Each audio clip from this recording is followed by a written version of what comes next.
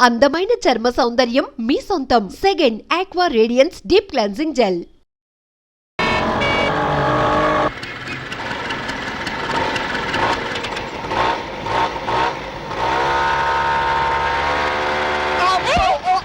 ఎవరది?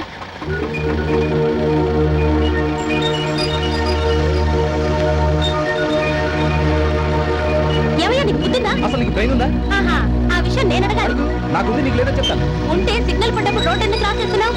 నువ్వు మాత్రం ఇక్కడ సిగ్నల్ పని ఇరుక్కుపోక వచ్చి వచ్చేస్తావా? నా ఇష్టం. నీ ఇష్టం అనుకుంటే ఊరుకుంటావా? ఆ ఊరుకోక ఏం చేస్తావు? ఏ మిస్టర్, నాతో పెట్టుకున్నావంటే నేనేం చేస్తానో తెలుసా? ఏంటే నువ్వు చేసేది? అసలు నిన్ను అమ్మో, నా ఫైల్ ఏమండి? నా ఫైల్ వెళ్ళిపోతుందండి. అయితే నన్నేం చేయమంటావు? కదండి నా ఫైల్ పడిపోయింది. ఏంటి, నా వల్ల పడిపోయిందా? మీ డాష్ అదే టాప్ మీద పడింది. అమ్మో, నా ఫైల్ వెళ్ళిపోతుందండి. ఏమండి, పదండి, తొందరగా చూస్తారండి, త్వరగా పోనండి. అమ్మో, నా ఫైల్. బాబు ఆపుతున్నారులే. ఏంటయ్యా, నీ సోమ మీద నా ఫైల్ పడిందయ్యా. ఇదిగో తీసుకురా. థ్యాంక్స్ అండి, నా ఫైల్ నాకు దొరికింది. చాలా సంతోషం.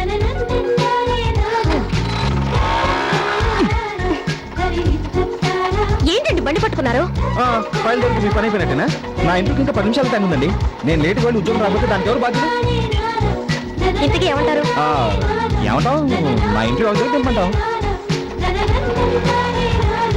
ఇంటర్వ్యూ ఎక్కడ? గాంధీనగర్ సెంటర్. సరే రండి.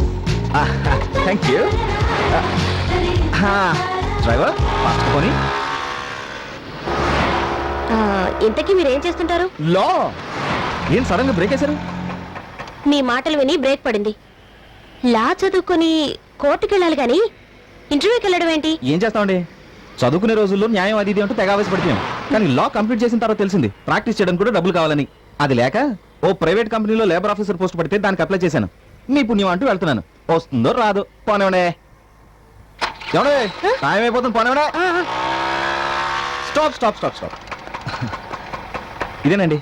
చాలా థ్యాంక్స్ అండి. ముందు మీరు ఇంటర్వ్యూకి వెళ్ళండి. మీరు వచ్చే వరకు ఇక్కడే వెయిట్ చేస్తూ ఉంటాను. ఏమండి, మీరు నన్ను చాలా పొరపాటుగా అర్థం చేసుకున్నారు. ఫైల్ గురించి టెన్షన్, ఇంటర్వ్యూ మిస్ అవుతానన్న భయం వల్ల మిమ్మల్ని టెన్షన్ పెట్టాను. కానీ నేను అలాంటి వాడిని కాదండి. ఏమండి, నిజంగా నేను మిమ్మల్ని ఇబ్బంది పెట్టుంటే సారీ. సారీ. ఓకే.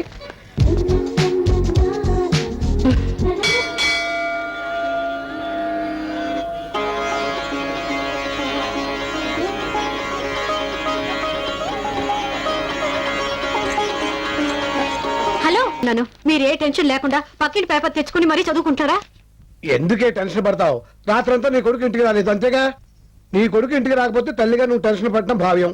కానీ ఎదురింటి సుబ్బారావు కొడుకు ఇంటికి రాకపోతే నువ్వు టెన్షన్ పడ్డావు అనుకో, అది నాకు టెన్షన్. అయ్యో, నేను చెప్పిన దానికి మీరు మాట్లాడేదానికి ఏమైనా సంబంధం ఉందా? అదే నాకు అర్థం కావట్లేదే. చాలా థ్యాంక్స్ బాబు. సమయానికి నువ్వు బ్లడ్ ఇచ్చి ప్రాణాపాయం నుండి మా అబ్బాయిని రక్షించావు. ఇచ్చి పుచ్చుకోవడంలో థ్యాంక్స్ ఏంటి సార్? నేను బ్లడ్ ఇచ్చాను, మీరు డబ్బు ఇస్తారు. డబ్బా? అవును, వాటర్ బాటిల్ 10 రూపాయలు ఇచ్చి కొంటున్నారు. మరి బాటిల్ బ్లడ్ కి రేట్ ఇవ్వకపోతే ఎలా సార్? చదువుకునే రోజుల్లో సోషల్ సర్వీస్ అని ఫ్రీగా రక్తదానం చేసేవాడిని. కానీ అదే రక్తాన్ని ఫ్యామిలీ సర్వీస్ కోసం అప్పుడప్పుడు అమ్ముకోవాల్సి వస్తుంది. సరే, పేషెంట్ కండిషన్ సీరియస్ గా ఉందని మనీ మ్యాటర్ మాట్లాడుకున్నానే బ్లడ్ ఇచ్చేసాను. ఇప్పుడు మీరు ఎంత ఇవ్వగలిగితే అంతే ఇవ్వండి.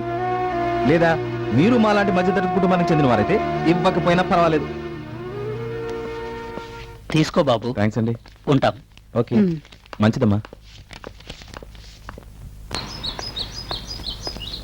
ఊరే వేణు, రాత్రంతా ఇంటికి రాలేదేమిట్రా? ఇంట్లో నీకోసం ఎదురు చూస్తున్న అమ్ముందన్న విషయం మర్చిపోయావట్రా? అమ్ముందని మాత్రమే కాదు, పాలవాడి అరుపులు, కిరాణా షాప్ వాడి బెదిరింపులు అన్నీ గుర్తున్నాయి. రాత్రి అంతా ఉండే అకౌంట్స్ కంప్లీట్ చేస్తే 500 రూపాయలు ఇస్తాన్నారు. కంప్లీట్ చేశాను, డబ్బు పట్టుకొచ్చాను. అకౌంట్ కంప్లీట్ చేస్తేనే 500 ఇచ్చారా? కేసుని బట్టి ఉంటుందమ్మా. పెద్ద కేసు అనుకో ఎక్కువ అమౌంట్ ఇస్తారు. తీసుకోమ్మా.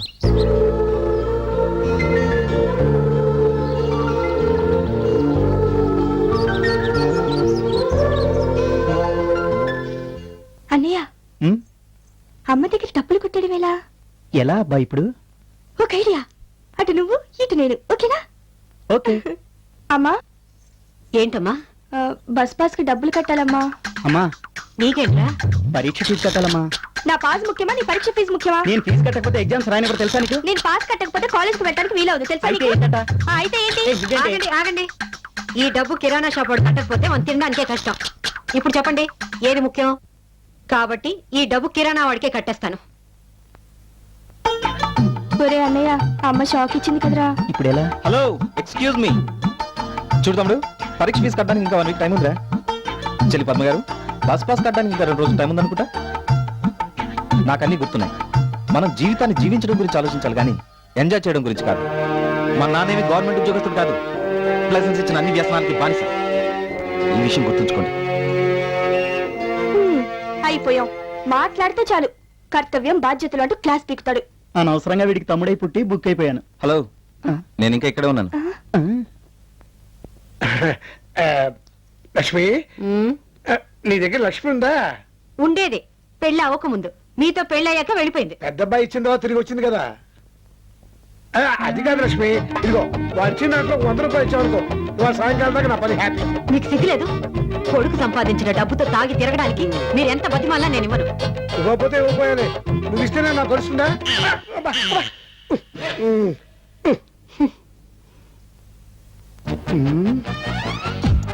ఇంట్లో ఏది ఖరీదైన వస్తువు అయితే అదే ఎత్తుకుపోతాను.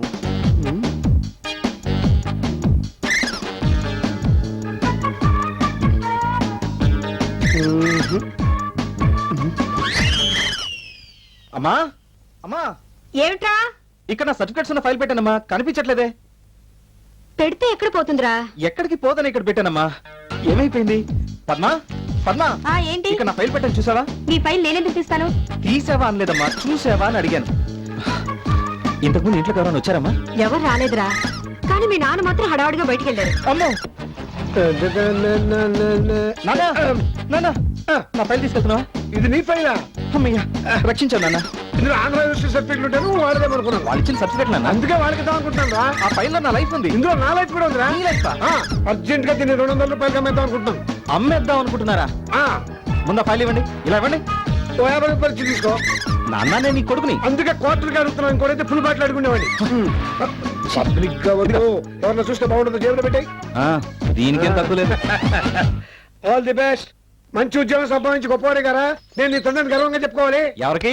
బ్రాందీ షాప్ ఉడికా? గాంధీ షాప్ వాడైతే మనిషి కదా, ఎప్పుడైనా అప్పించేది వాడే నాకు.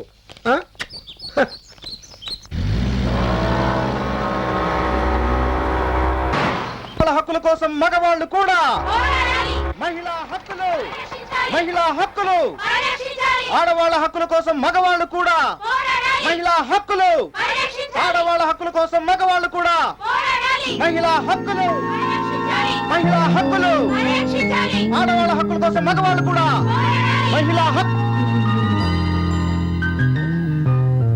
మహిళా, ఎక్స్క్యూజ్ మీ, ఏంటండి మీరు కూడా పార్టిసిపేట్ చేయడానికి వస్తున్నారు? లేదండి, మిమ్మల్ని అప్రిషియేట్ చేద్దామని వస్తున్నాను. దేనికండి? ఇన్నాళ్ళు ఆడవాళ్లకు సమస్యలు సృష్టించే మగవాళ్ళని చూశాను గాని వాళ్ళ సమస్యల గురించి పోరాడే మీలాంటి వాళ్ళని ఇప్పుడే చూస్తున్నాను. రియల్లీ యు ఆర్ గ్రేట్ అండి.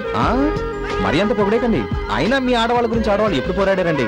కన్యాశుల్కం తప్పని గురజాడ గారు, వితంతు వివాహాలు తప్పు కాదని వీరేశలింగం గారు, ఆస్తిలో సమాన హక్కు అంటూ అన్న ఎన్టీఆర్ గారు, ఇలా ఆడవాళ్ళకు ముందుని పోరాడింది మా మగవాళ్ళే కదండి. అయితే నేను వాళ్ళంత గొప్పవాడిని కాదు కాబట్టి వెనక నుండి స్లోగన్స్ ఇస్తున్నానండి. అయినా నేను గొంతు చించుకుని అరుస్తుంది మీ హక్కుల కోసం కాదండి, డబ్బుల కోసం. డబ్బుల కోసం? అవునండి, మార్నింగ్ నుండి ఈవినింగ్ వరకు ఈ టైంలో కూర్చుని ఒక్కొక్కరికి 500 ఇస్తున్నారు. ఆడవాళ్ళ కోసం ఆడవాళ్ళు పోరాటం కామన్. మగాడిగా నేను పోరాడితే వెరైటీ ఉంటుంది, ఎంత ఇస్తారు అన్నాను. 700 ఇస్తామన్నారు. ఓకే అన్నాను. కల్పించాలి. ఇక వెళ్తానండి. డ్యూటీలో ఉన్నప్పుడు కబుర్లు చెప్తే జాబ్ ఇచ్చిన వాళ్ళు ఫీల్ అవుతారు. ఓకే. మహిళా హక్కుల పరిరక్షణ సమితి, మహిళా హక్కుల పరిరక్షణ సమితి, మహిళా హక్కుల పరిరక్షణ సమితి, మహిళా హక్కుల పరిరక్షణ సమితి. మహిళా హక్కుల కోసం మగవాళ్ళు కూడా పోరాడాలి. మహిళా హక్కులు. అవంతి, మొన్న నా బాయ్ ఫ్రెండ్ నా బర్త్డేకి ఏం తెచ్చాడో తెలుసా? ఏం తెచ్చాడే? తన బైక్ అమ్మేసి నాకు నెక్లెస్ ప్రెజెంట్ చేశాడు. అచ్చా, నువ్వు చెప్పింది మురళి గురించేగా? అవును. మరైతే హరీష్ తో తిరుగుతున్నావేంటే? మరి ఆ బైక్ కొంది హరీషే కదా. బయట మీరు ఇక్కడ ఉదయాన్నే పేపర్ చూస్తే వాకింగ్ ఇంటర్వ్యూ కనిపించింది. వాకింగ్ చేసుకుంటూ ఇంటర్వ్యూకి వచ్చాను. నా టాకింగ్ నచ్చింది, జాయినింగ్ అన్నారు. జాయిన్ అయ్యాను. Order please. బర్గర్. ఓకే. మీకు?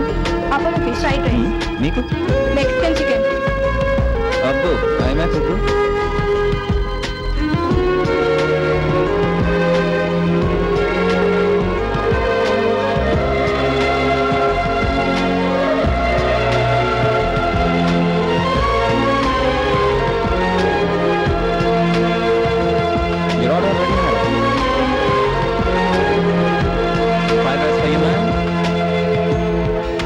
Bowl of fish, burger, burger.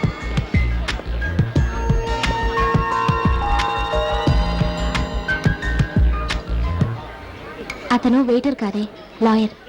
లాయరా? Lawyer అయితే కోర్టుకెళ్ళి జడ్జి చేత ఆర్డర్ ఆర్డర్ అనిపించాలే గాని వెయిటర్లా మన దగ్గరకు వచ్చి ఆర్డర్ అడుగుతాడేంటే? ఏ మనిషికి ఎప్పుడు ఎటువంటి పరిస్థితి వస్తుందో మనం చెప్పలేం కదే.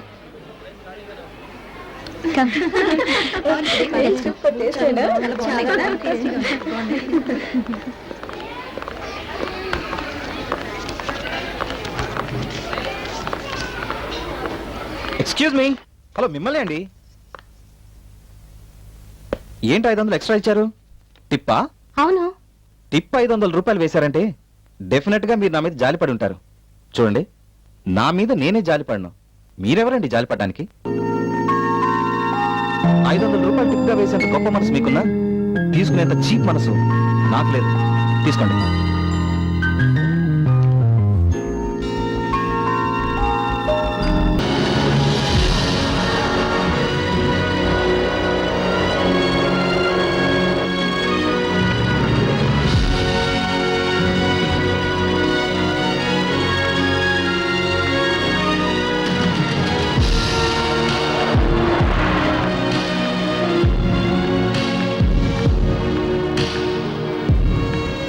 ఏమంటే దివ్య గారు, ఏంటండి మిమ్మల్ని ఇది మోసుకెళ్ళాలి కానీ మీరేంటి దీన్ని తోసుకెళ్తున్నారు? దీనికి కొంచెం హెల్త్ ప్రాబ్లం, మెకానిక్ దగ్గరికి తీసుకెళ్తున్నాను. ఏంటి ఫీవరా? మెడిసిన్ కోసం. సరే ఇవ్వండి, నేను తోసుకొస్తాను. అవసరం లేదండి, నాకు ఒకళ్ళ మీద ఆధారపడడం ఇష్టం లేదు. నా పని నేనే చేసుకోగలను. అబ్బా, మొన్న అన్నదాన్ని కౌంటరా? ఆహా, చాలా ఫాస్ట్ గా అర్థం చేసుకున్నారే. చూడండి, అక్కడ ఇది రెస్టారెంట్, మీరు కస్టమరు, నేను సర్వర్. ఇప్పుడు ఇది రోడ్డు, మన ఇద్దరం ఫ్రెండ్స్. అందుకే మీకు ఫ్రెండ్లీగా హెల్ప్ చేస్తాను అంటున్నాను. Any problem? ఏమన్నారు?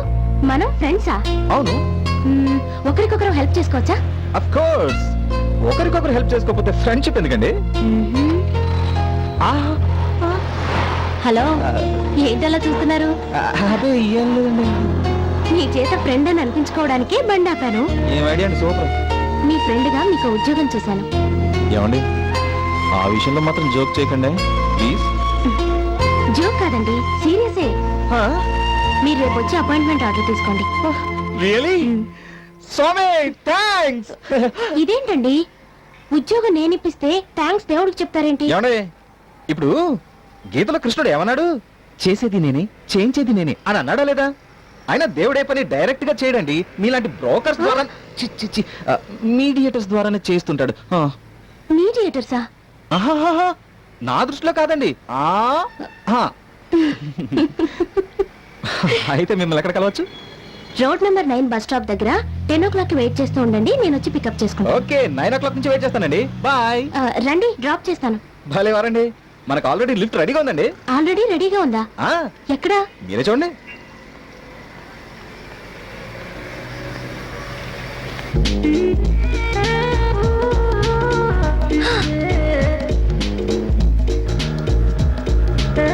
Sir lift, sir please lift. కొంచెం బీచ్ రోడ్లో దింటారా? ఎక్కండి.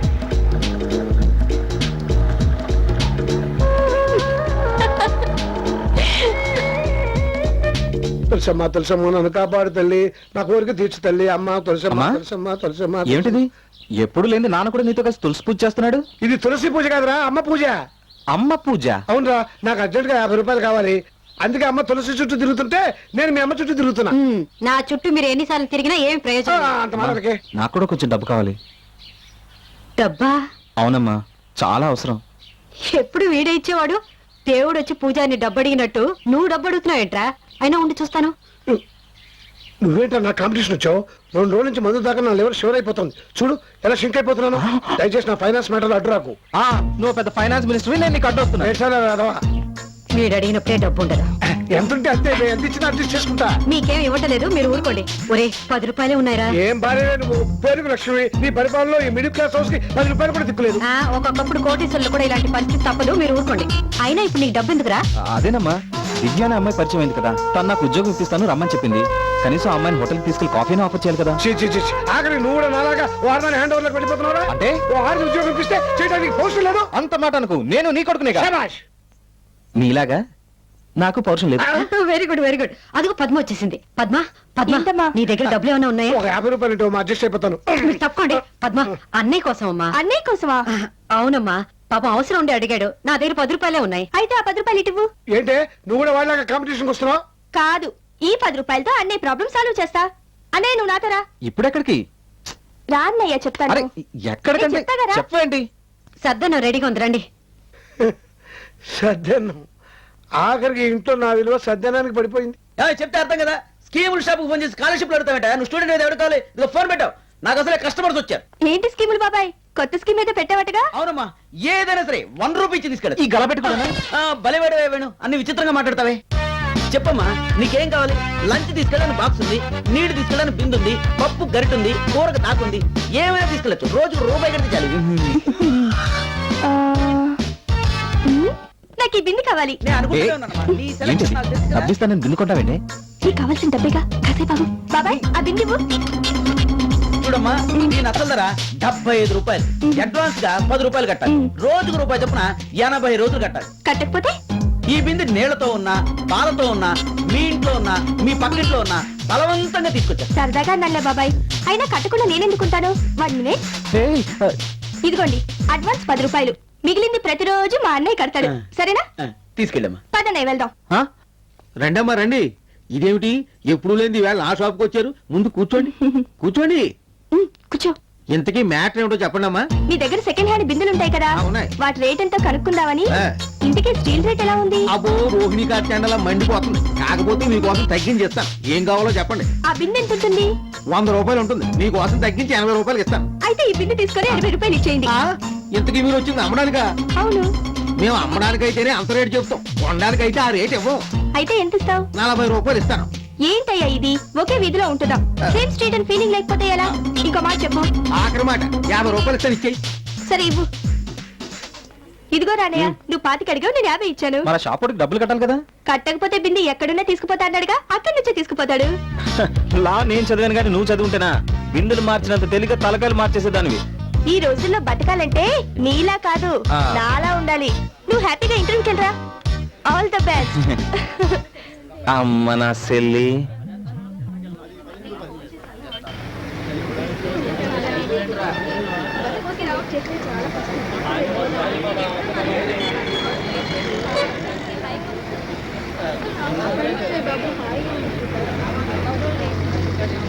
హలో, ఎవరి కోసం వెయిట్ చేస్తున్నారు? బాయ్ ఫ్రెండ్ కోసం. అతని కోసం మీరు వెయిట్ చేయడం ఏంటండి? అతనే వస్తాడు. ముందు మీరు ఇంటికి వెళ్ళండి. నేను వెళ్తే మిమ్మల్ని ఎవరు తీసుకెళ్లి ఉద్యోగం ఇప్పిస్తారు? ఓ సారీ అండి, నా కోసం వెయిట్ చేస్తున్నారు కదా. థ్యాంక్స్ అండి. కానీ నాకు ఒక చిన్న డౌట్. ఏంటది? ఉద్యోగం ఇప్పిస్తానని ఇంత సిన్సియర్గా టైంకి వచ్చేసారు. కొంప తీసి మీకు ఉద్యోగం ఇప్పించే ఏజెన్సీ ఉందా? నేను మీకు ఎలా కనిపిస్తున్నాను? చాలా అందంగా. అది కాదు నేను అడిగేది.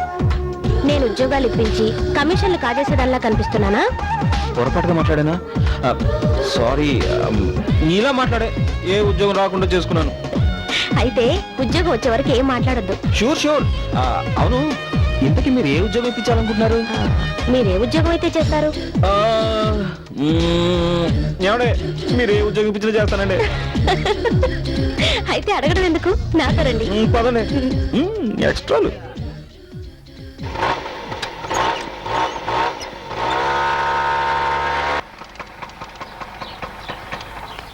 ఇదేంటండి, ఉద్యోగం ఇప్పిస్తానని చెప్పి లాయర్ సత్యమూర్తి గారి ఇంటికి తీసుకొచ్చారు? ఈ ఇల్లు సత్యమూర్తి గారిదని మీకెలా తెలుసు? సత్యమూర్తి గారి ఇల్లు కాబట్టి. ఆ?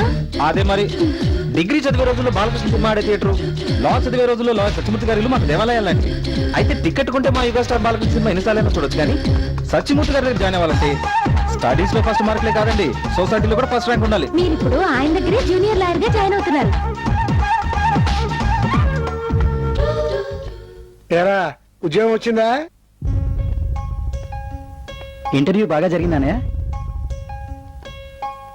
కాయా పండా? నువ్వు ఉండవే, వాడికి ఉద్యోగం ఎలా వస్తుంది?